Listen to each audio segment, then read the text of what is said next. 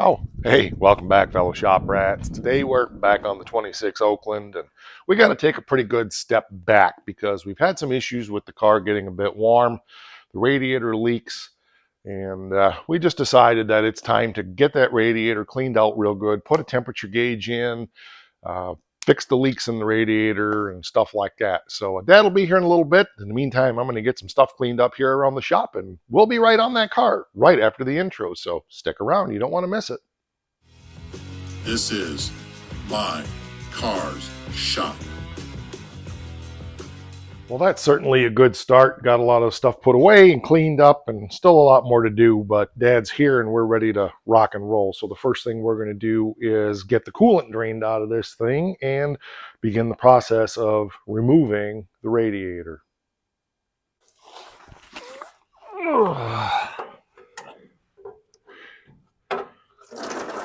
Yeah!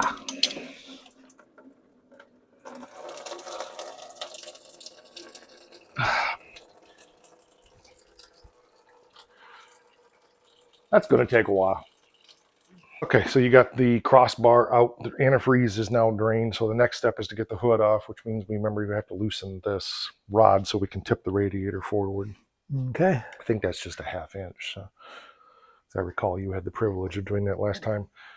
It's the inside one, not the outside one, if I remember. So there's a nut on each side. Yeah, okay. So there's no point in loosening the one on the inside because that's not going to do any good. I think it's still taking the one off on this side that makes the difference. We're redoing stuff we've done before. Yeah. So it needs to allow the radiator to tip forward? Yes. Okay, yeah, so it'd be the one on this end. Yes, Right. because we want to get the hood out of there, and then Yeah. we'll take the radiator mounts out once that's loose. So Is that the same? should be. Yep, should be a 1/2 inch. Not sure exactly how to get in there. Probably from the side. Probably from here. Yeah. Why don't we Yeah, let tip there. give you some visual.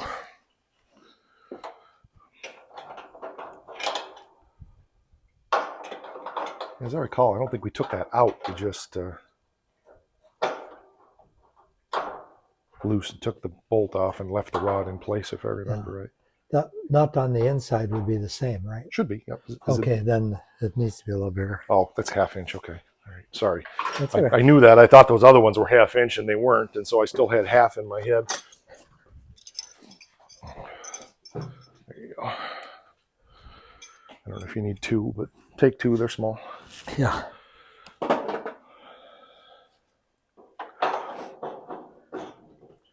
There we go. Now let's see, that goes Should be down. down. Okay, once the radiator hose is disconnected, it should slide forward. So. Well, can't really see it that well. You can get this one? Would that be easier? Watch.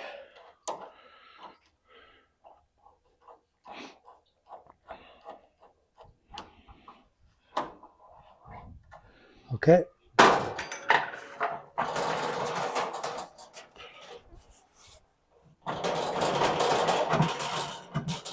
Is it loose? No, it doesn't seem to be. I'm going to have to pry that a little bit. Okay, let me get a pry bar. Okay, you want to grab the hood on that side? Go ahead and pull it over like we did before. We'll just open it up. Okay. Pick it up like this together. Got to slide out of that back. Okay. Okay. Stand it over here for now. All that should be left are the 2 lower radiator bolts and this hose here. So.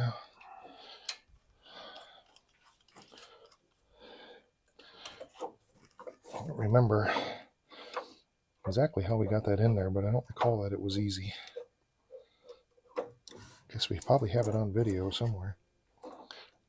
Okay, I'm gonna get a pair of pliers and yeah.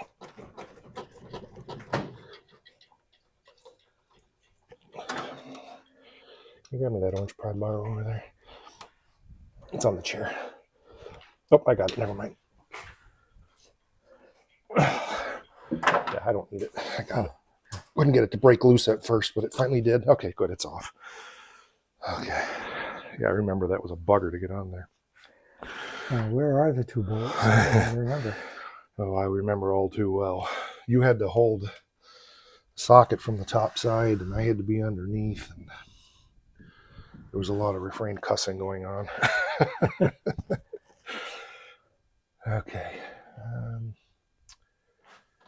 Yeah, I'll have to get under there. Let's close up the radiator petcock and the block so we're not dripping, and I'll do the joy of being underneath.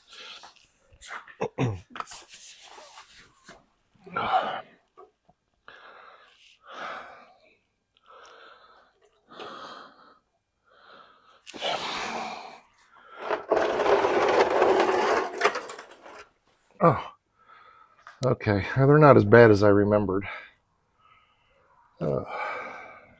But I think the bugger was having to get a wrench on the inside to hold it. I wonder if I buzzed him with the impact gun, if it would get him quick enough that the bolts wouldn't spin, you know. Okay. So let me try that. Those are 5/8, I believe. Yeah, that worked.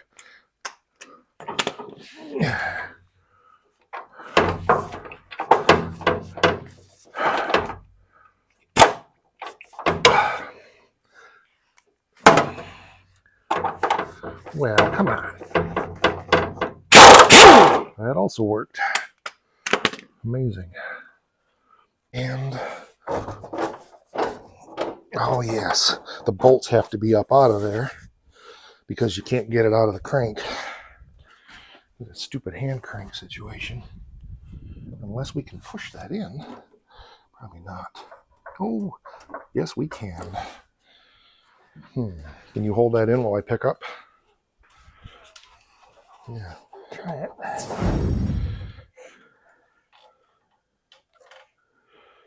Definitely a lot of scale in there. That could be part of our problem. Okay, so we need to get this petcock out of there. So thread it up into here. Yeah, I think so. Probably only need to take it here, but we'll have to get it where we can get it because we need to get the shell off. And the shell's not really bolted on, but because none of these bolts are there, which we never took it off before. So it's just a matter of getting this out of there and then prying it back and getting the radiator itself out. Okay. That's right. These are carriage bolts. And they were, seems like they were spinning in there maybe too. But we had problems getting them down through the rubber last time is what the issue was. Oh, yeah. So that came out no problem, which surprised me. But now we got to just pry this radiator shell. I wonder what's the best way to do that.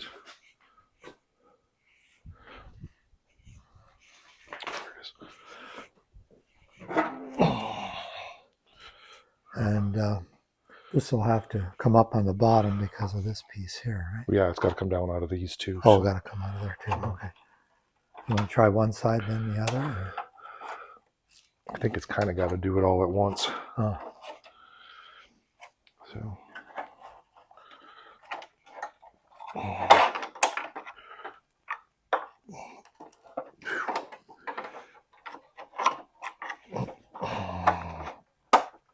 I'm not sure how that's supposed to come up. Oh. I don't know if that's attached to the radiator or if the radiator's just sitting on that.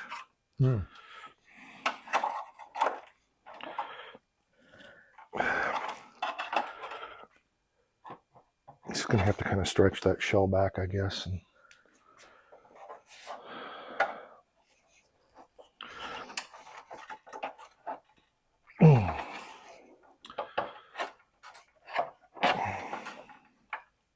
we know that that is there. I'm guessing the radiator is just sitting on this here. Hmm. I don't really want to pry on that, but I got to figure out what to... Now, wait a minute. Is there...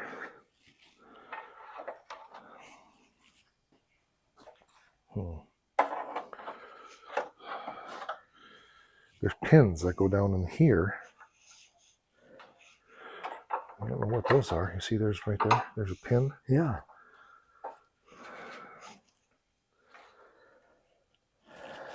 I don't suppose... But I think that pin... Okay, here we go. It's loose right here. You can see it pries loose. So. Okay. Yeah, that... Okay, yep, 100%. That pin, I think, holds the other casing to the core. Right, it does. I just didn't know if possibly that was a band that had to come off to get this out. But I can, Right. you can pry this apart right in here. Okay. So I don't think there's anything. Sure is tight, though. Yeah, man, she's really tight. Oh. At least I'm not prying right on the tank itself. It's a piece of steel, not brass. So Yeah. okay, there she goes. Do you hear that little pop? Yep. I think it's just stuck. Yeah. Can't imagine. Like most things, you're learning as you go. Not easy to see, but down in here, there are a couple of little snap-in detents that radiator snaps into.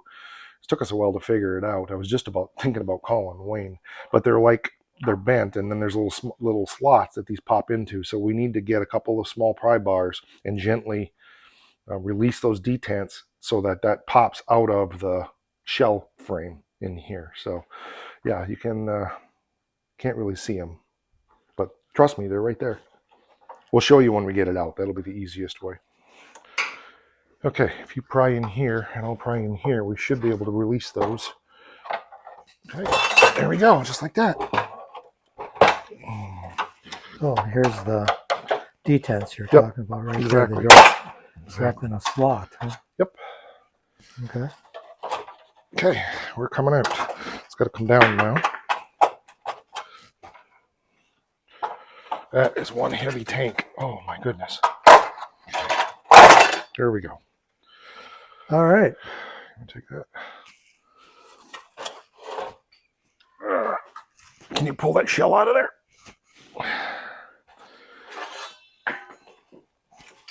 Oh, that is one heavy beast. Okay, let me show you these little detents just close up and personal. So these are those little snap-in detents right here. You can see that go in those slots right there. And so you have to pry those and release them to get that radiator pop up out of that shell. Clever, once you know what it is. So I think our next step is to pressure test this thing and see what we got. If we can just determine where the leaks are. One thing I talked to my radiator guy. He's done radiators for me for, good Lord, 30 years probably. And one thing we don't do anymore, I guess, is acid dip radiators, especially on one of these honeycomb style radiators. It basically destroys them. So back in the days of hot tanking and so forth, that's long gone. If we have to core this, he estimated that, without seeing it, but he estimated a honeycomb core like this for the unit itself and installation would be over $1,500. So hopefully we don't need to do that. But, Yeah. so we came up with some agricultural engineering to get this radiator all plugged up and be able to do some leak checking on it now to find out where that leak is. We got a piece of, we had to run to town and get a piece of 2-inch hose, and we just shoved a freeze plug in there and got that tightened down. This is actually the adapter that we bought for putting a temperature gauge in the hose, so we're able to use that with the lower radiator hose and then just an extra piece that we had from the original job. So we're going to blow some air in here and get some soapy water and just spray around and see if we can determine where our leaks are. I may put a regulator on that so we don't overpressure it. So it's going to take me a minute to kind of cobble that together, but I'd like to not go any higher than 15 pounds. This is a non-pressurized cooling system, so it really doesn't hold any pressure. But what we discovered is that as we um, fill it up, that last quart of coolant that's up in the top of the radiator causes it to leak down low somewhere. So it's literally a very low pressure leak. So it should be fairly easy to find it because it's just the head pressure of the liquid causing it to leak, and it will leak down 1 quart on the floor every single time we fill it up. So Drain plug back in. say again. Need to put the drain plug back in. Oh yeah, good point. Yeah, we got to find that. It's laying on the fender over there, I think, behind the acid flush. Right here. Yep. So the plan is we've got this regulated to about 15 pounds, put some air in this fitting here, and then just spray soapy water around and see if we can determine where we're leaking, because we're building zero pressure. So there's a leak right here. Forgot about that. The vent. Because this is a vent, we got to plug that vent off. So we'll be right back. Our threads were leaking around here, so we're going to put a little pucky on there. Or as my friends in Texas call it, pookie. Is that right, Daddy? Is it pookie? I think that's what it is.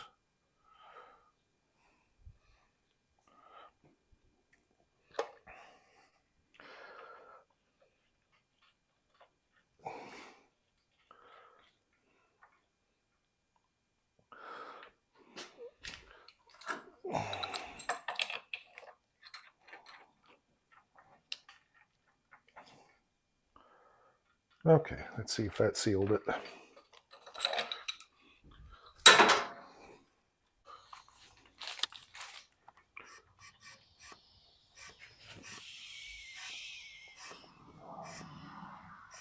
We're blowing through here. Okay, why don't you just rotate the valve a little bit and see if you can. Okay. There you go. Or is it wide open now? It's wide open. Okay. Huh.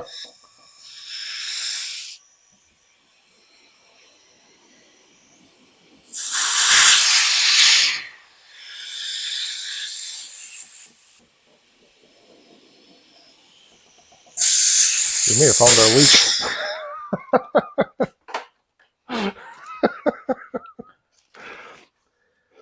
So even when it's like in a closed position, it's still leaking a little bit? Seems to be, yeah. Why don't Okay. you let me do that and Yep. see what you think.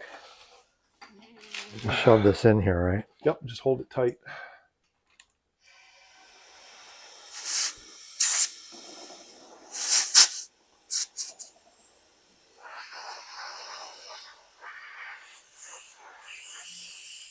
Nope, we got a radiator leak up in here somewhere. Oh, yeah? This may be leaking a little, but it's definitely leaking up inside of here. You can feel the air coming out. I mean, so badly that I can't even spray water in there to see where it's coming from.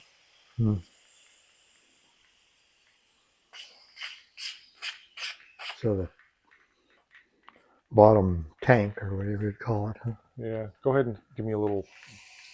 It's still the threads. Really? Mm-hmm. Oh. Trip to our local hardware store, and we ended up getting a couple of pieces of pipe, and we found a nice ball valve that's going to replace this thing. This thing does weep just a little bit, so rather than messing around, we went ahead and got the ball valve. There shouldn't be any clearance problems in there, provided it's clocked properly. So we'll get this installed and leak check again, and that will tell us whether or not the bung in the bottom of the tank is leaking or not. All right, we got all our new fittings in. It's open right now. I close it, and it's leaking like crazy, and it is not coming around the pipe now because we know we got that 100% sealed. It is. If I can find something to point with. Screwdriver there. It's leaking all around in here. So this is cracked. And you can see this moves back and forth, and as I move it, it changes the airflow. So it's cracked right in here. Matter of fact, you can hear when I put the screwdriver into it. But it is not coming out around the threads, for sure. So, okay, we have found our leak. It is not the pipe. We just put a new pipe in and a new ball valve. But our leak is down in here. So what's happened is over the years of this working back and forth, the tank is cracked down there. So I think we'll just take this up and get it done, because this has to be taken off the radiator to be done, I'm quite sure. Um, I'll ponder it some more, but I think that's our best option. But right around in here is for sure where it's leaking. So I think over the years of this um, being worked back and forth from that pipe sticking down, it just finally has given up the ghost. You know me, I can't leave well enough alone. So we discovered that this piece on the radiator here is just held on with a couple of little bent over pins. They were just through here and here. So we pulled those out. This piece came off. Of course, we had to take, but you can see the bubbles. You don't even need to blow anything. It's bubbling like crazy. You didn't need to. You just blew all my bubbles away. Oh, sorry. But it's bubbling up like crazy.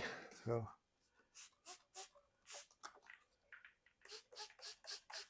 just give it a little teeny squirt. Yeah, there we go. Even that's too much, but it's okay. You can still see it. Yeah, so we got where that pipe fitting is soldered into the radiator is pretty well euchred. I think I could fix it, yes. But I think I'm going to defer to somebody with a lot more experience. Local body shop, Mills Body Shop, does radiator work. He's done radiators for me for 30 years.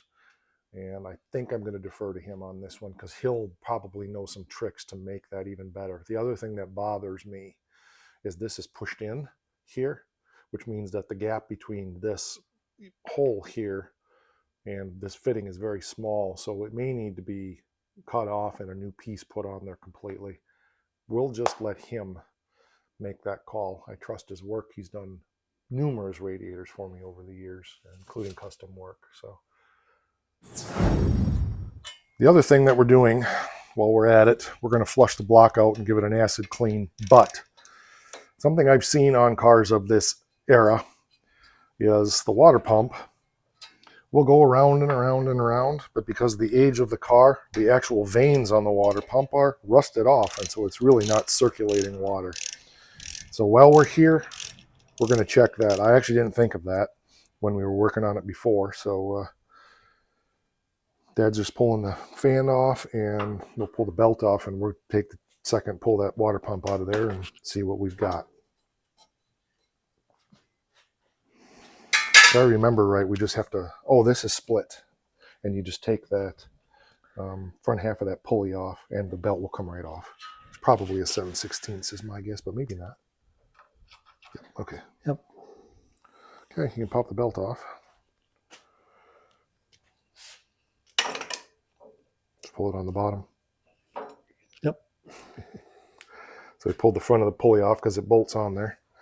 And our next thing is, I believe those are 9/16. We need to pull those water pump bolts. 9/16. Probably. Yep. Okay, I'll go back and get that. Yeah, we may need to rebuild that anyway because it's got some play in the bearing. Is that walking back and forth too, in and out? Oh, yeah. Mm-hmm. That could be because the packing is missing, but don't think I said that on camera, but there's part of me really does hope that the veins are gone on this, and this could be part of the reason our radiator isn't circulating and cooling properly.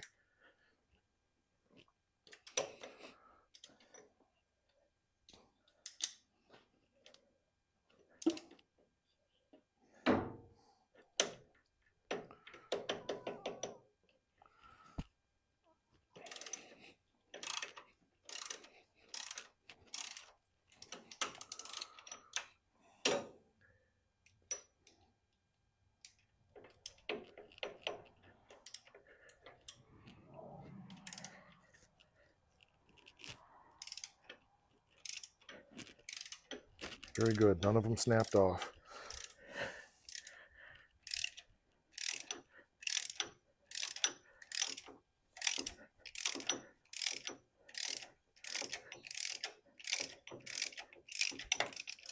Okay.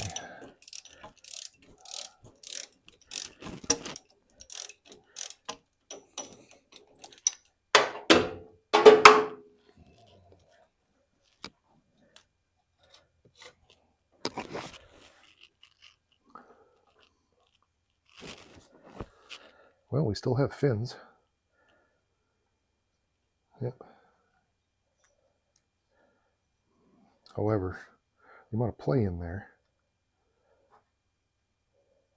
Can you push that pulley in and out?